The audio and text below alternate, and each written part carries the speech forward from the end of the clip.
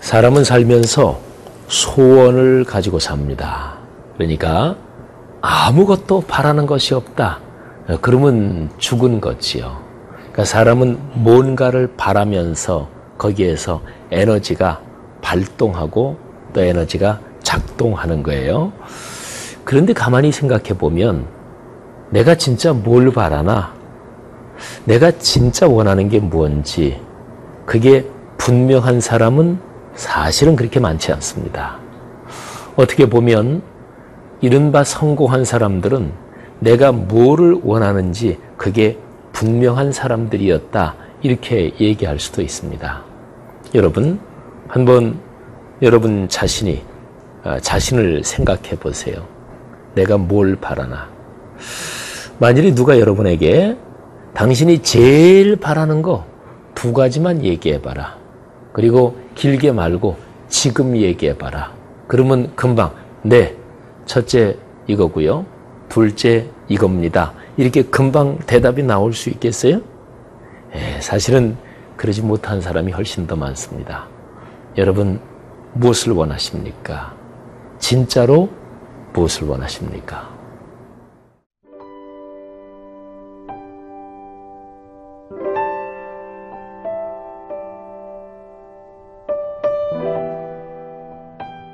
마가복음 10장 46절에서 52절 말씀입니다.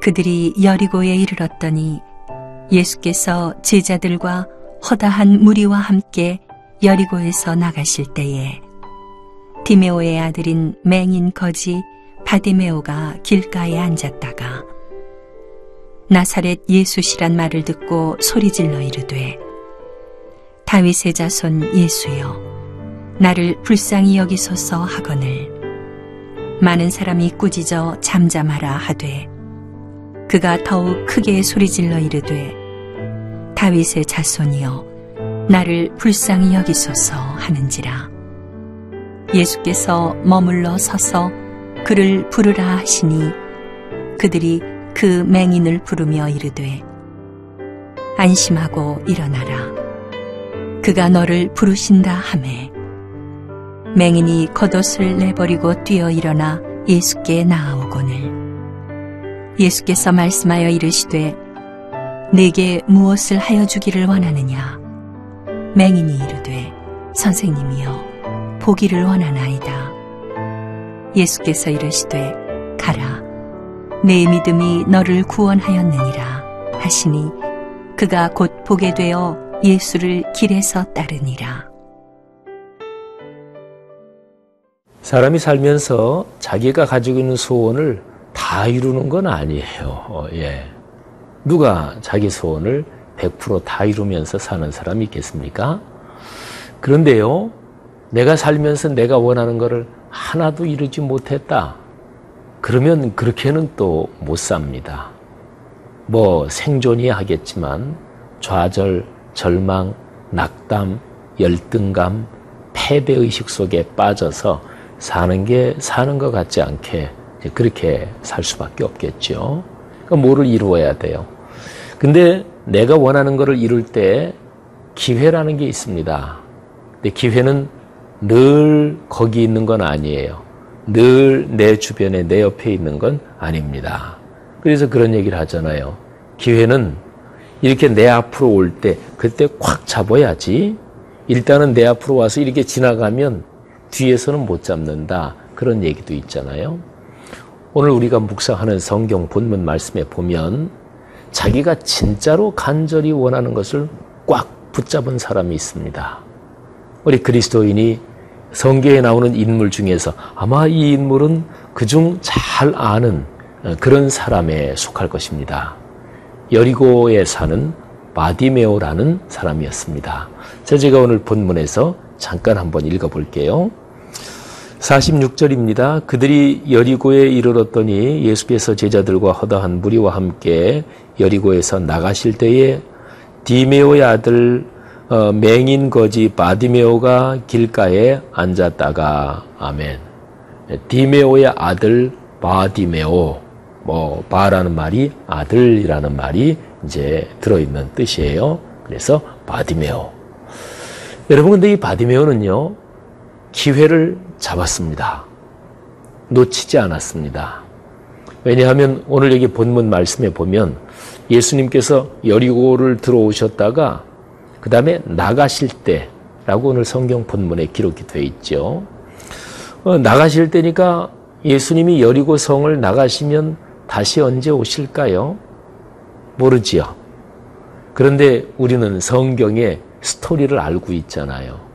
우리가 오늘 묵상하는 이 마가복음 10장 이 말씀에서 예수님은 이때 여리고성을 들렀다 떠나시고서 다시는 여리고에 오지 않으셨습니다. 그러니까 육신을 신체를 가지신 예수 그리스도 그분이 여리고에 계셨던 때가 여기 10장 요 본문 요 때가 마지막이에요. 끝이에요. 더는 여리고 땅을 밟으실 일이 없을 것입니다. 물론 바디메오가 그것까지 알고 있지는 않았어요.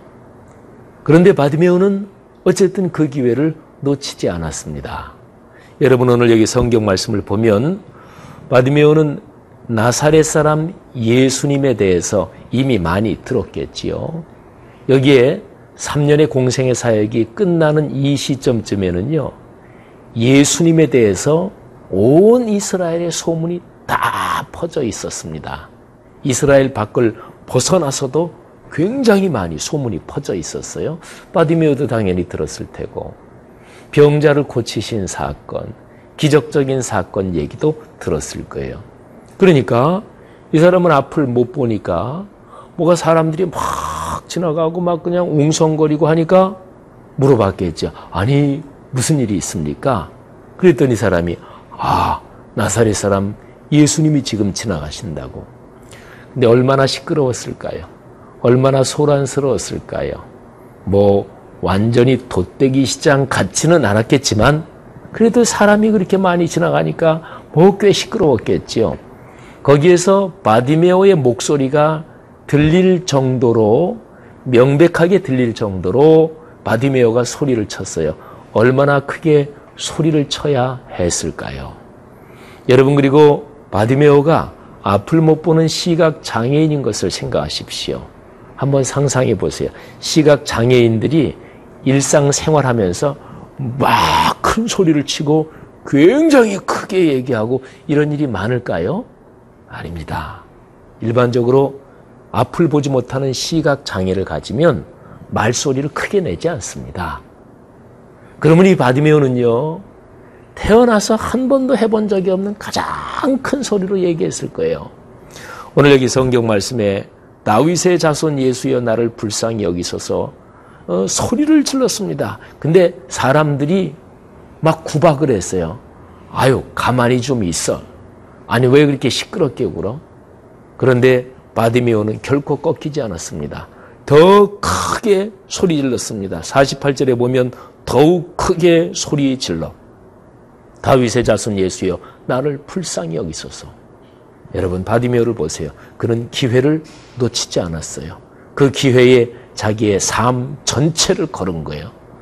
예수님이 다시는 여리고를 방문하지 않는다는 것을 알지 못했지만 말하자면 바디메오는요, 자기의 삶의 일상에서 어떤 기회가 오기만을 간절히 바랐고, 그리고 시각장애 이 상태에서 벗어나기를 간절히 바랬고, 그리고 그 기회가 생각되니까 놓치지 않았습니다.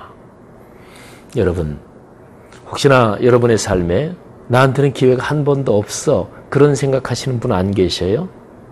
아니지요. 기회가 없는 게 아니죠. 놓치는 거지요. 안 잡는 거지요.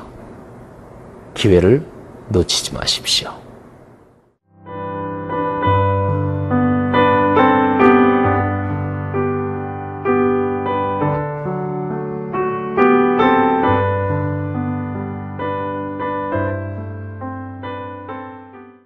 바디메오라는 사람을 보면서 우리는 우리 자신을 한번 바디메오 모습에 비춰볼 수 있어요. 여러분, 거울로 자기 모습 비춰보잖아요. 아니면 연못에 아주 맑은 잔잔한 물에 사람 모습이 비치잖아요. 바디메오의 모습에 자기를 비춰보는 거예요. 나는 하나님이 내게 주신 기회를 얼마나 알아차리고 얼마나 간절한 마음으로 붙잡느냐, 그런 거죠. 바디메오는 간절했어요.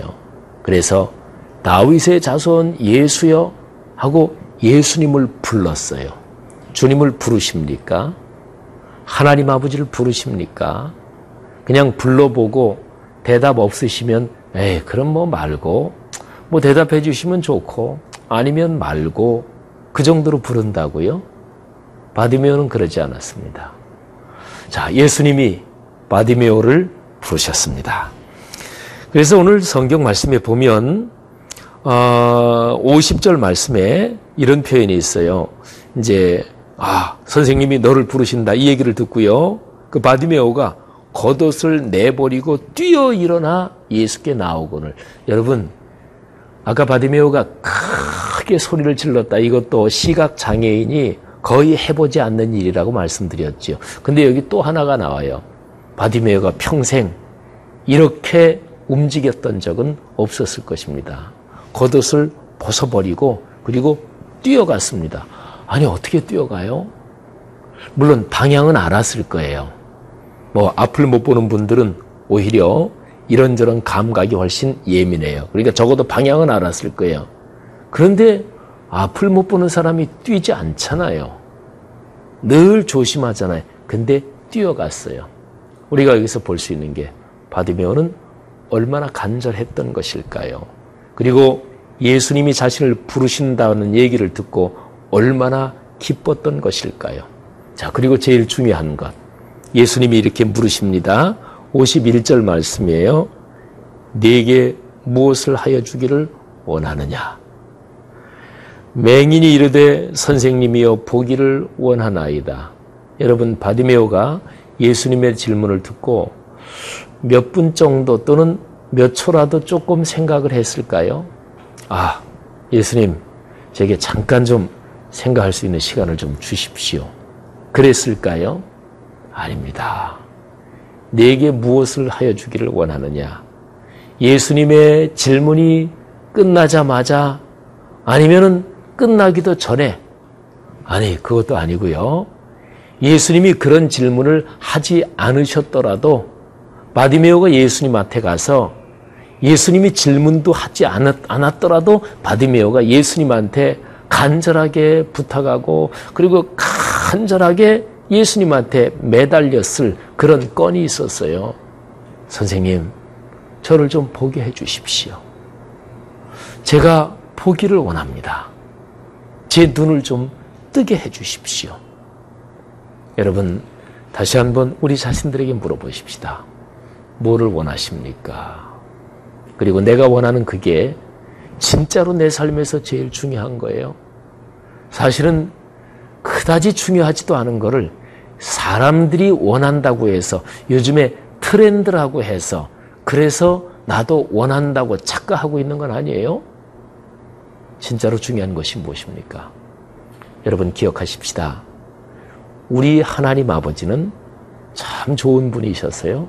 우리한테 진짜 필요한 거는 우리에게 주기를 원하십니다. 부모가 자녀에 대해서 그러잖아요. 그리고 우리한테 진짜 필요한 건데 더군다나 우리가 그거를 간절히 바라고 진지하게 소원하면 하나님 아버지께서 왜 주시지 않겠어요? 그리스도인들의 기도가 바로 이런 점에 초점을 맞추어서 재편되고 기도를 재구성할 필요가 있어요. 오늘날 여러분이나 저를 막론하고 그리스도인들이 드리는 기도가 오늘 여기 바디메오의 사건에 비추어 볼 때 진짜로 필요하고 그리고 진짜로 간절한가요? 그리고 하나님의 뜻에 참으로 잘 맞는 것인가요? 욕심과 그리고 세상 풍조를 따라 또는 무당신앙같이 그렇게 기도하고 있는 그런 기도는 없나요? 성도들이요, 하나님께 진짜로 필요한 것을 간절히 구해서 응답받고, 그래서 오늘 여기 말씀, 아주 중요한 말씀이 있습니다. 맨 마지막 장면 이렇게 기록이 되어 있어요. 바디메오가 눈을 떴어요. 그래가지고 그가 곧 보게 되어 그 다음에 나오는 게 예수를 길에서 따르니라. 그 길에서 고침받았어요. 그리고 바로 거기에서 예수님을 따랐어요. 이게 진정한 기도의 응답이에요. 예수 그리스도를 뒤따라가는 그런 위대한 축복이 우리 모두에게 있기를 간절히 바랍니다. 기도하겠습니다. 하나님 아버지, 참으로 필요한 것을 간절하게 구하고 그래서 응답받게 하옵소서. 응답 후에 참으로 진지하게 삶을 던져 주님을 따르게 하옵소서. 예수님 이름으로 기도 올립니다. 아멘.